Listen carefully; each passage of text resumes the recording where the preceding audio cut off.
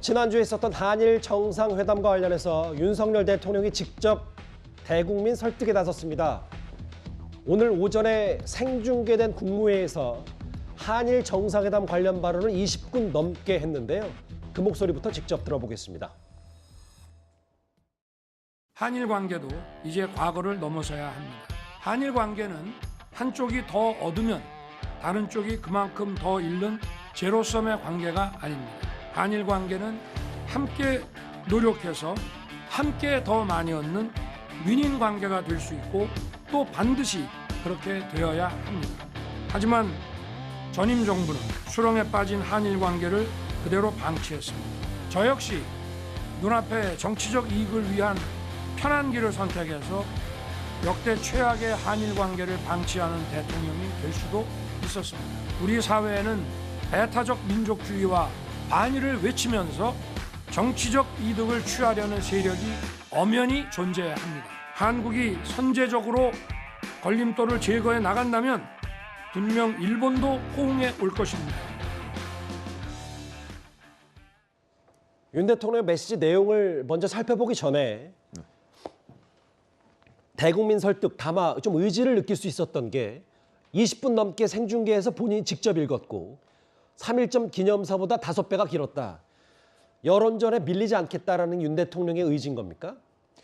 사실은 지금 이제 한일 정상회담 이후에 여러 여론조사들이 나왔습니다. 그 여론조사에서 윤석열 대통령의 뜻과는 좀 무관하게 여론에 부정적으로 비치는 측면이 있거든요. 그거는 이제 윤석열 대통령이 이 부분에 관해서 좀 매끄럽지 못하게 처리했다 이런 거라기보다는 우리 국민들이 가지고 있던 어떤 뿌리 깊은 반일 정서 이런 거와 관련이 있다고 보거든요. 그래서 윤 대통령은 정치적 결단을 통해서 한일 관계를 미래로 나가야 된다고 이렇게 선언을 했지만 아직 그런 내용들이 일반 국민들까지 이렇게 피부로 와 닿는 성과 같은 거는 지금 현재 별로 없는 것으로 보인다는 점 때문에 여론이 악화가 돼 있는 이런 상황이라 아마 대통령실에서는 이 국면을 윤 대통령이 앞장서서 정면으로 돌파해야 되겠다라는 판단 아래 오늘 국무회의가 생중계가 됐고요.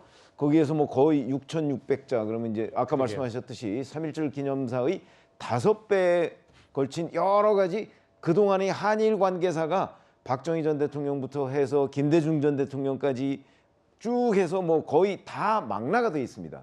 아마 윤 대통령이 이 부분을 정면 돌파하고 뭔가 여론을 좀 반전시키겠다 이런 의지가 아까 여러 가지 말하는 톤이나 이런 데서도 우리가 느낄 수 있는 그런 단호함이 보인 그러나 이런 것들이 또 하루아침에 되기가 그렇게 쉬운 건 아니다. 그러나 그쪽으로 여하튼 방향을 잡았으니까 국민 설득전에 나서겠다는 대통령의 의지를 우리가 볼 수 있었습니다. 그러면 메시지 내용을 좀 살펴볼까요? 대략적인 흐름은 야권을 직격한 윤석열 대통령입니다. 전임 정부는 수렁에 빠진 한일 관계를 방치했다. 역대 최악의 한일 관계를 방치하는 대통령이 될 수도 있었다. 다음 화면도 보겠습니다. 우리 사회는 배타적 민족주의와 반일을 외치면서 정치적 이득을 취하려는 세력이 엄연히 존재한다. 꽤 강하게 비판을 했어요. 사실 이제 문재인 정부 들어서 처음으로 한 조치가 뭐냐면 박근혜 정부 들어서 합의했던 위안부 합의를 사실상 파기해버렸습니다. 이거는 사실 국제적으로 있을 수 없는 일이거든요. 왜냐하면 국제적인 어떤 이 관계에서 협정은 사실 정권이 바뀌더라도 국가의 어떤 신뢰성을 가지고 하는 거 아니겠습니까? 아무리 내부적으로 뭔가 문제가 있다 하더라도 그 협정 자체를 파기해버리면 상대방은 국가를 신뢰하지 않습니다.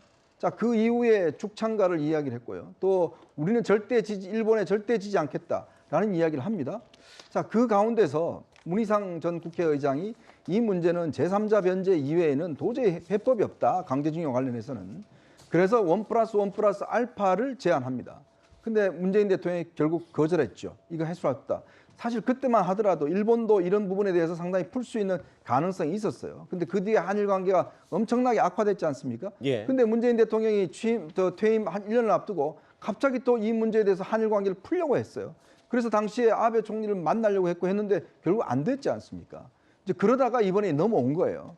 자, 그런 상황에서 지금 이번에 윤 대통령이 여러 가지 국제 관계 속에서 풀 수밖에 없다는 판단하고 간 것인데 사실은 전임 정부에서 협정을 파기한 전례가 있기 때문에 이번에 제가 알아보니까 일본 정부도 이것 또한 파기하면 안 된다라고 해버렸기 때문에 신뢰관계가 없는 거죠. 잘 중요한 건 신뢰관계를 회복하는 겁니다. 양국이에요. 그렇죠. 그래서 이제 윤석열 대통령이 오늘도 이야기를 한 게 윤건영 의원이 그렇게 이야기했지 않습니까? 지금 같으면 우리 같으면 수백 수천 번 했다 이야기를 하는데 결국 아무것도 안 했잖아요. 결론적으로 이야기하면 양국 간의 협정을 파기해 버렸습니다. 그리고 그 이후에 뭔가 알겠습니다. 하려고 예. 다 안 해버렸거든요. 그러니까 그거를 지금 윤 대통령이 하려다 보니까 여러 가지 어떤 어려움들이 있다는 거. 그걸 오늘 이제 토론한 것 같습니다. 반일을 외치면서 정치적 이득을 취하려는 세력이 엄연히 존재한다. 대통령으로서 결단할 수밖에 없었다. 어떻게 받아들이세요? 그러니까 저는 저 프레임이 결국은 본인이 외교에서 많은 부분 국민적 실망감을 안겨줬던 결과에 대해서 프레임으로 전환하려는 의도라고 봐요. 이게 단순히 예를 들면 예를 들어서 저걸 그냥 일반적으로 생각해서 반일을 외치는 분이 있을 수 있죠. 근데 이번에 한일 정상회담에서 반일 문제 때문에 지금 국민들이 화가 난 건가요? 저는 그렇게 보지 않습니다. 피해자가 존재하고 있고 생존하는 피해자들이 일본의 사과를 요구하고 있으며 예. 일본 기업의 참여를 요구하고 있는데 그게 전혀 이루어지지 않은 상태에서 우리 정부가 나서서 제3자 변제를 우리 기업들을 중심으로 해서 하겠다고 하는 게 문제가 발생한 겁니다.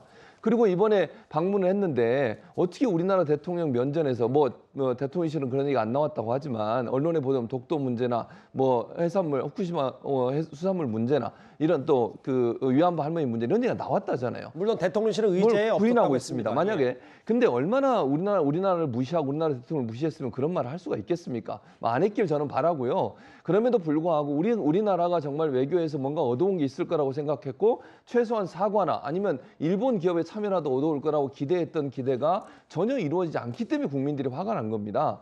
이건 단순히 그냥 반일 감정의 문제가 아니라 이번 한일 정상회담에서 우리 대통령이 정말 모든 걸 주고 왔는데 사실 얻어온 게 없는 것에 대한 국민적 불만인 것인데 그런 부분들을 저렇게 반일 감정으로만 치부해버리면 본질을 제대로 파악하지 못할 수 있는 오류가 생긴다는 걸 꼭 아셨으면 좋겠습니다. 최근에 야당은 그 한일 정상회담 결과를 두고 이제 비판 목소리를 좀 한데 모아서 오늘 보니까 윤 대통령 제정신이냐라는 표현도 했고 네. 신을사오적까지 규정을 했어요. 어떻게 받아들이세요? 잘 아시다시피 을사오적이라는 이완용을 비롯한 그 진짜 역적들이 있죠. 자, 그런데 그거를 지금 이제 그 윤석열 대통령의 정치적 결단을 을사오적이라고 얘기하는 부분은 조금 전에 제가 말씀드렸지만 바로 국민들의 어떤 반일 정서 이거를 좀 극대화시켜서 증폭시키는 것이다 저는 이렇게 보고요. 예. 자, 이런 부분에 관해서 이제 윤석열 대통령이 정면 돌파를 선언했기 때문에 당분간은 아마 그 야당의 이런 그 아주 적극적인 공세와 윤석열 대통령의 일종의 해명 이런 것들이 저는 아주 첨예하게 부딪힐 거라고 봐요. 결국은 국민들이 평가하겠지만 저 부분에 관해서 아마 상당한 정도의 시간이 필요하고 예. 그렇게 되다면 윤석열 대통령도 지금보다 특히 윤석열 대통령뿐만 아니고 외교부나 이제 국민의힘 같은 데서도 지금보다 훨씬 더 많은 노력을 해야 야당이 이렇게 주장하고 있는 어떤 대여 공세 이런 것들을 돌파할 수 있지 않을까 저는 이렇게 예상을 합니다.